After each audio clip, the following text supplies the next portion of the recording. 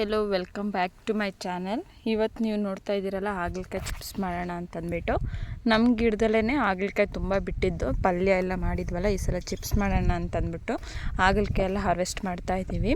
ನೋಡಿ ಎಷ್ಟೊಂದು ಹಾಗಲಕಾಯಿ ಬಿಟ್ಟಿತ್ತು, ಅದು ಮೇಲೆಲ್ಲ ಇತ್ತಲ್ಲ, ಹಾಗಾಗಿ ನನ್ನ ಕೈಲಿ ಕೀಳೋಕ್ಕಾಗಲ್ಲ ಅಂತ ನಮ್ಮ ಯಜಮಾನ್ರನ್ನೇ ಕಳಿಸಿದ್ದೆ. ತುಂಬ ಒಂದು 2 kg ಅಷ್ಟು, ಚಿಕ್ಕ ಗಿಡ ಆದರೂ ಒಂದು 2 kg ಅಷ್ಟು ಹಾಗಲಕಾಯಿ ಬಿಟ್ಟಿತ್ತು. ನೋಡಿ 2 ಕಲರಲ್ಲಿ ಹಾಗಲಕಾಯಿ ಬಿಟ್ಟಿದ್ದು. ಈ ಸಲ ನಾವು ಪ್ರತಿ ಸಲ ವೈಟ್ ಕಲರ್ದೇ ಹಾಕ್ತಾಯಿದ್ದಿದ್ದು ಗಿಡನ, ಈ ಸಲ ಅದೇ ಉಟ್ಕೊಂಡಿದೆ. ಗ್ರೀನ್ ಕಲರು ತುಂಬಾ ಹಾಗಲಕಾಯಿ ಜಾಸ್ತಿ ಬಿಟ್ಟಿದ್ದು. ನಾವು ಒಂದು 2-3 ಸಲ ಹಾಗಲಕಾಯಿ ಎಲ್ಲ ಕಿತ್ತು ಪಲ್ಯ ಮಾಡಿದ್ವಿ. ಈ ಸಲ ಫೈನಲ್ಲು ಒಂದು ಚಿಪ್ಸ್ ಮಾಡಿ ಇಟ್ಕೊಳ್ಳೋಣ ಅಂತ ಹೇಳ್ಬಿಟ್ಟು ಹಾಗಲಕಾಯಿ ಕೀಳ್ತಾಯಿದ್ದೀವಿ. ಹಾಗಲಕಾಯಿ ಚಿಪ್ಸು ಮಾಡೋದು ತುಂಬಾ ಈಸಿ, ಹಾಗೆ ಹೆಲ್ತ್ಗೂ ಕೂಡ ಒಳ್ಳೆಯದು. ಬೆಳಗ್ಗೆ ಹೊತ್ತು ಹಾಗಲಕಾಯಿ ಚಿಪ್ಸ್ ಒಂದೆರಡು ಬಾಯಿಗೆ ಹಾಕ್ಕೊಬಿಟ್ರೆ ಚೆನ್ನಾಗಿರುತ್ತೆ, ಆರೋಗ್ಯವಾಗೂ ಇರುತ್ತೆ. ನೋಡಿ ಇಷ್ಟು ಹಾಗಲಕಾಯಿ ಬಿಟ್ಟಿದ್ದು, ಇನ್ನೊಂದು ಸ್ವಲ್ಪ ಇದೆ ಅಂತಂದ್ಬಿಟ್ಟು ಅವ್ರು ಕೀಳೋಕ್ಕೆ ಅಂತ ಹೋಗಿದ್ರು. ನಾವು ಎಷ್ಟು ಸಿಗುತ್ತೆ ಅಷ್ಟು ಕೀಳೋಣ, ಆಮೇಲೆ ಪಲ್ಯ ಮಾಡೋಣ ಅಂದ್ಬಿಟ್ಟು ಎಲ್ಲ ತಗೋತಾಯಿದ್ವಿ. ಇಲ್ಲೆಲ್ಲ ಸುತ್ತ ಹೂ ಗಿಡಗಳೆಲ್ಲ ಹಾಕ್ಕೊಂಡಿದ್ದೀವಿ. ಮಾವಿನ ಗಿಡ ಕೂಡ ಹುಟ್ಟಿದೆ, ಅದೇ ಹುಟ್ಟಿರೋದು. ನೋಡಿ ಅಲ್ಲಿ ಮಾವಿನ ಗಿಡ, ಆ ಕಡೆ ಮಲ್ಲಿಗೆ ಗಿಡ ಎಲ್ಲ ಹಾಕ್ಕೊಂಡಿದ್ದೀವಿ. ಇವಾಗ ಹಾಗಲಕಾಯಿ ಚಿಪ್ಸ್ನ ರೆಡಿ ಮಾಡೋಣ. ಅದಕ್ಕೆ ಹೇಗೆ ಮಾಡೋದು ಅಂತಂದ್ಬಿಟ್ಟು ಅದಕ್ಕೆ ಏನೇನು ಇಂಗ್ರೀಡಿಯೆಂಟ್ಸ್ ಬೇಕು ಅನ್ನೋದನ್ನು ಒಂದೊಂದಾಗಿ ತೋರಿಸ್ತೀನಿ. ಮೊದಲನೇದಾಗಿ ಅಕ್ಕಿ ಹಿಟ್ಟು ನಮ್ಮ ಎರಡು ಕಪ್ಪಷ್ಟು ತೊಗೊಂಡಿದ್ದೀನಿ.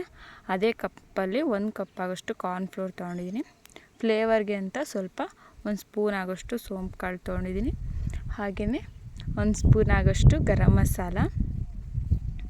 ಇದೆಲ್ಲ ಹಾಕೋದ್ರಿಂದ ಸ್ವಲ್ಪ ಟೇಸ್ಟು ಡಿಫ್ರೆಂಟಾಗಿ ಚೆನ್ನಾಗಿರುತ್ತೆ. ಹಾಗೆ ಖಾರಕ್ಕೆ ಬೇಕು ಅನ್ನೋದಾದರೆ, ಜಾಸ್ತಿ ಖಾರ ಬೇಕು ಅಂದರೆ ಸ್ವಲ್ಪ ಮೆಣಸಿನ್ಕಾಯಿ ಪುಡಿನ ಜಾಸ್ತಿ ತೊಗೊಳ್ಳಿ. ನಾನು 2 ಸ್ಪೂನಷ್ಟು ತೊಗೊಂಡಿದ್ದೀನಿ. ಹಾಗೆ ರುಚಿಗೆ ತಕ್ಕಷ್ಟು ಉಪ್ಪು ತೊಗೊಂಡಿದ್ದೀನಿ. ಆಮೇಲೆ ಒಂದು ಸ್ವಲ್ಪ ಅರಿಶಿಣ ಪುಡಿ 1 ಸ್ಪೂನಷ್ಟು ತೊಗೊಂಡಿದ್ದೀನಿ. ಈಗ ಹಾಗಲಕಾಯಿನೆಲ್ಲ ಕ್ಲೀನಾಗಿ ತೊಳೆದು ಒಂದು ಹಾಗಲಕಾಯಿನ ಅರ್ಧ ಚಂದ್ರಾಕಾರವಾಗಿ ಈ ರೀತಿಯಾಗಿ ಕಟ್ ಮಾಡ್ಕೊಂಡಿದ್ದೀನಿ. 2 ಭಾಗವಾಗಿ ಕಟ್ ಮಾಡಿಕೊಂಡು ಅದರಲ್ಲಿ ಕಟ್ ಮಾಡ್ಕೊಳ್ಳಿ. ಈ ರೀತಿಯಾಗಿ ನಿಮಗೆ ಯಾವ ಶೇಪಲ್ಲಿ ಬೇಕೋ ಆ ಶೇಪಲ್ಲಿ ಕಟ್ ಮಾಡ್ಕೋಬೋದು. ಆದರೆ ನಾನು ಈ ರೀತಿಯೇ ಯಾವಾಗಲೂ ಕಟ್ ಮಾಡ್ಕೊಳ್ಳೋದು. ನಾನೊಂದು 2 kg ಅಷ್ಟು ತೊಗೊಂಡಿದ್ದೀನಿ. ಇದಕ್ಕೆ ಮೆಷರ್ಮೆಂಟ್ಗೆ ನಿಮ್ಗೆ ಎಷ್ಟು ಬೇಕೋ ಅಷ್ಟು ತೊಗೊಳ್ಳಿ. ಇವಾಗ ಫಸ್ಟ್ನೇದಾಗಿ ತೊಳೆದು ಕಟ್ ಮಾಡಿ ಇಟ್ಕೊಂಡಿರುವಂಥ ಹಾಗಲಕಾಯಿಗೆ ಫಸ್ಟು 1 ಸ್ಪೂನ್ ಆಗೋಷ್ಟು ಅರಿಶಿಣ ಪುಡಿನ ಹಾಕ್ತಾಯಿದ್ದೀನಿ. ಇದು ಹಾಕೋದ್ರಿಂದ ಏನಾದರೂ ತರಕಾರಿಲಿ ಏನಾದರೂ ಬ್ಯಾಕ್ಟೀರಿಯಸ್ಗಳಿದ್ದರೆ ಅವೆಲ್ಲ ಸತ್ತೋಗ್ಬಿಡ್ತವೆ. ಅದಕ್ಕೋಸ್ಕರ ಎಲ್ಲ ಅಡುಗೆಲೂ ಅರಿಶಿಣ ಪುಡಿನ ಯೂಸ್ ಮಾಡಬೇಕು. ಆಮೇಲೆ ನಾನು ರುಚಿಗೆ ತಕ್ಕಷ್ಟು ಉಪ್ಪನ್ನ ಹಾಕೋತಾಯಿದ್ದೀನಿ. ಫಸ್ಟಿಗೆ ಅರಿಶಿಣ ಪುಡಿ ಉಪ್ಪು ಹಾಕಿ ಚೆನ್ನಾಗಿ ಮಿಕ್ಸ್ ಮಾಡ್ಕೊಬಿಟ್ರೆ ಅದು ಕ್ಲೀನಾಗಿ ಉಪ್ಪೆಲ್ಲ ಎಲ್ಲ ಕಡೆ ಅಂಟ್ಕೊಳ್ಳುತ್ತೆ. ಹಾಗಾಗಿ ನನಗೆ ರುಚಿಗೆ ಎಷ್ಟು ಬೇಕೋ ಅಷ್ಟು ನೋಡಿಕೊಂಡು ನಾನು ಹಾಕ್ತಾಯಿದ್ದೀನಿ. ನಿಮಗೆ ಯಾವ ಮೆಷರ್ಮೆಂಟಲ್ಲಿ ತೊಗೊಂಡಿರ್ತೀರೋ ಆ ರೀತಿಯಾಗಿ ತೊಗೊಳ್ಳಿ. ನೆಕ್ಸ್ಟು ನಾನು ಇದಕ್ಕೊಂದು ಸ್ವಲ್ಪ ಖಾರದ ಪುಡಿನ ಹಾಕ್ತಾಯಿದ್ದೀನಿ.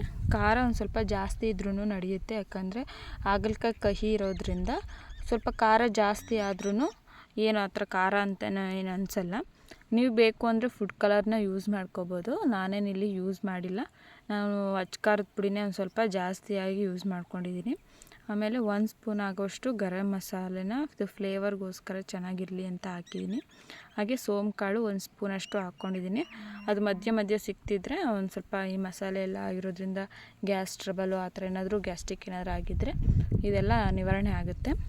ಹಾಗೂ ಫ್ಲೇವರ್ ಕೂಡ ಚೆನ್ನಾಗಿರುತ್ತೆ. ಈಗ ನಾನು ಅಕ್ಕಿ ಹಿಟ್ಟನ್ನು ಹಾಕ್ಕೊಳ್ತಾ ಇದ್ದೀನಿ. ನೋಡಿ ಒಂದು ಅರ್ಧ kg ಆಗೋಷ್ಟು ನಾನು ಅಕ್ಕಿ ಹಿಟ್ಟನ್ನು ತೊಗೊಂಡಿದ್ದೀನಿ. ಅಕ್ಕಿ ಹಿಟ್ಟು ಜಾಸ್ತಿ ಹಾಕಿದ್ರೂ ಏನು ತೊಂದರೆ ಇಲ್ಲ, ಚೆನ್ನಾಗಿರುತ್ತೆ. ಕ್ರಿಸ್ಪಿಯಾಗಿ ಬರಬೇಕು ಅಂದರೆ ಅಕ್ಕಿ ಹಿಟ್ಟು ಸ್ವಲ್ಪ ಜಾಸ್ತಿ ಹಾಕ್ಕೋಬೇಕು. ನಾನಿಲ್ಲಿ 2 ಕಪ್ ಆಗೋಷ್ಟು ಅಕ್ಕಿ ಹಿಟ್ಟನ್ನು ಹಾಕ್ಕೊಂಡಿದ್ದೀನಿ. ಮತ್ತು ಅದೇ ಕಪ್ಪಲ್ಲಿ 1 ಕಪ್ ಆಗೋಷ್ಟು ಕಾರ್ನ್ಫ್ಲೋರ್ ಹಾಕ್ಕೊಳ್ತಾ ಇದ್ದೀನಿ. ನೋಡಿ ಇಷ್ಟು ನಾನು 2 kgಗೆ ಈ ಹದದಲ್ಲಿ ತೊಗೊಂಡಿದ್ದೀನಿ. ನಿಮಗೆ ಬೇಕು ಅಂದರೆ ಸ್ವಲ್ಪ ಕಡಿಮೆನೇ ಹಾಕ್ಕೊಳ್ಳಿ. ಇವಾಗ ಇದನ್ನೆಲ್ಲ ಫಸ್ಟಿಗೆ ನೀರು ಹಾಕ್ತೇನೆ ಚೆನ್ನಾಗಿ ಮಿಕ್ಸ್ ಮಾಡ್ಕೋಬೇಕು. ಎಲ್ಲ ಕಡೆ ಹಿಟ್ಟು ಹರಡಬೇಕಲ್ವ, ಹಾಗಾಗಿ ಚೆನ್ನಾಗಿ ಎಲ್ಲನೂ ಮಿಕ್ಸ್ ಮಾಡಿಕೊಂಡು ಕೊನೆಗೆ ನಾವು ಅದಕ್ಕೆ ನೀರನ್ನ ಆ್ಯಡ್ ಮಾಡ್ಕೋಬೇಕು. ನೀರು ನೋಡ್ಕೊಂಡು ಹಾಕ್ಕೊಳ್ಳಿ, ಸ್ವಲ್ಪ ಹಾಕ್ಕೊಳ್ಳಿ ಸ್ಟಾರ್ಟಿಂಗಲ್ಲಿ.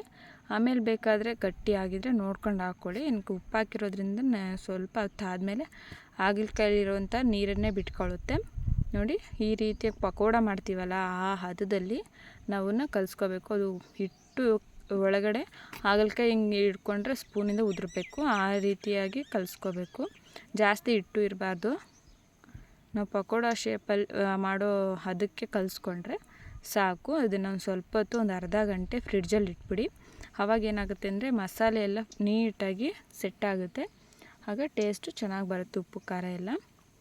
ಇವಾಗ ನಾನು ತೆಗೆದು ಒಂದು ಅರ್ಧ ಗಂಟೆ ಇಟ್ಟಿದ್ದೀನಿ. ಅರ್ಧ ಗಂಟೆ ಆಗಿದೆ. ಇವಾಗ ಒಂದು ಸ್ವಲ್ಪ ಆಯಿಲ್ನ ಬಿಸಿ ಮಾಡ್ಕೊಳಕ್ಕೆ ಇಟ್ಕೊಂಡಿದ್ದೀನಿ. ನಮ್ಮ ಮನೇಲಿ ಕೊಬ್ಬರಿ ಎಣ್ಣೆನ ಯೂಸ್ ಮಾಡೋದು ನಾವು, ಹಾಗಾಗಿ ಅದನ್ನ ಇಟ್ಕೊಂಡು ಇನ್ನೊಂದು ಸೈಡು ಒಂದು ಸ್ವಲ್ಪ ಇದರಲ್ಲಿ ಆಯಿಲು ಕಂಟೆಂಟು ಜಾಸ್ತಿ ಬರುತ್ತೆ, ಅದಕ್ಕೆ ಟಿಶ್ಯೂ ಪೇಪರ್ ಹಾಕಿ ಒಂದು ಸೈಡ್ ಇಟ್ಕೊಂಡಿದ್ದೀನಿ. ಈಗ ಎಣ್ಣೆ ಬಿಸಿಯಾಗಿದೆ, ಒಂದು ಹಾಕಿ ಟೆಸ್ಟ್ ಮಾಡಿ ನೋಡೋಣ. ನೋಡಿ ಬಿಸಿಯಾಗಿದ್ದೀರೋ ಈ ರೀತಿಯಾಗಿ ಪಕೋಡ ಹಾಕೋ ರೀತಿಲಿ ಅದನ್ನು ಹಾಕಿದ್ರೆ ಒಂದು ಸ್ವಲ್ಪ ನೀಟಾಗಿ ಒಂದೊಂದಾಗಿ ಉಡಿ ಆಗುತ್ತೆ, ಇಲ್ಲಾಂದರೆ ಒಂದೇ ಸೈಡ್ ಎಲ್ಲ ಕೂತ್ಕೊಬಿಡುತ್ತೆ. ಅದಕ್ಕೆ ಈ ರೀತಿಯಾಗಿ ಉದುರಿಸ್ಬೇಕು ಚೆನ್ನಾಗಿ. ಅದನ್ನು ಭಾಳ ಹೊತ್ತು ಬೇಯಕ್ಕೆ ಸ್ವಲ್ಪ ಹೊತ್ತು ಟೈಮ್ ಹಿಡಿಯುತ್ತೆ, ಯಾಕಂದರೆ ಅದು ಹಸಿ ಇರುತ್ತಲ್ಲ, ಅದು ಗಟ್ಟಿ ಆಗಬೇಕು, ಅಲ್ಲಂದರೆ ಚಿಪ್ಸ್ ರೀತಿಗೆ ಬರಬೇಕು, ಅದರಲ್ಲಿರೋ ನೀರಿನ ಅಂಶ ಎಲ್ಲ ಹೋಗಬೇಕು ಅಂದರೆ ಅದು ಸ್ವಲ್ಪ ಟೈಮ್ ಹಿಡಿಯುತ್ತೆ. ಅದು ಸ್ವಲ್ಪ ಕಾದು ನೋಡಿ ಈ ರೀತಿಯಾಗಿ ಬೇಯ್ತಾ ಇದೆ. ಅದು ಲಾಸ್ಟಿಗೆ ಬೆಂದಿದೆ ಅಂದರೆ ಅದು ತೊಗೊಂಡು ಹಾಕಿದಾಗ ಅದು ಸೌಂಡು ಚಿಪ್ಸ್ ರೀತಿಲಿ ಸೌಂಡ್ ಬರುತ್ತೆ, ಆವಾಗ ಅದು ಸಂಪೂರ್ಣವಾಗಿ ಬೆಂದಿದೆ ಅಂತ ಅರ್ಥ. ಈಗ ಇನ್ನೂ ಸ್ವಲ್ಪ ಬೇಯಬೇಕು. ಈಗ ನೋಡಿ ಈ ಕಲರ್ ಬಂತು, ಹಿಂಗಾಗಿದೆ ಅಂತಂದರೆ ಅದು ಸಂಪೂರ್ಣವಾಗಿ ಆಗಿದೆ ಅಂತ ಅರ್ಥ.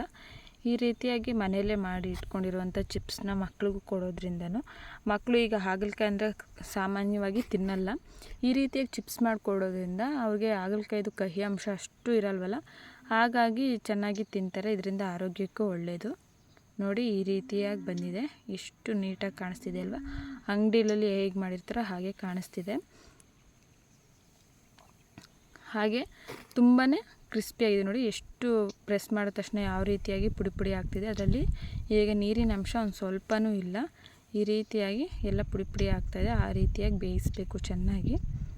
ನೋಡಿ ಈ ರೀತಿಯಾಗಿ ನೀವು ಮನೆಯಲ್ಲೇ ಮಾಡಿಕೊಂಡು ಹೇಗಿತ್ತು ಅಂತಂದ್ಬಿಟ್ಟು ಕಮೆಂಟ್ ಮಾಡಿ. ನಿಮಗೆಲ್ಲ ಈ ವಿಡಿಯೋ ಇಷ್ಟ ಆಗಿದೆ ಅಂತ ಅಂದ್ಕೊತೀನಿ. ಇಷ್ಟ ಆಗಿದ್ದರೆ ದಯವಿಟ್ಟು ಲೈಕ್ ಕೊಡಿ. ಹಾಗೆ ಯಾರಿಗೆಲ್ಲ ಹಾಗಲಕಾಯಿ ಇಷ್ಟನೋ ಅವ್ರಿಗೆಲ್ಲ ಈ ವಿಡಿಯೋನ ಶೇರ್ ಮಾಡಿ.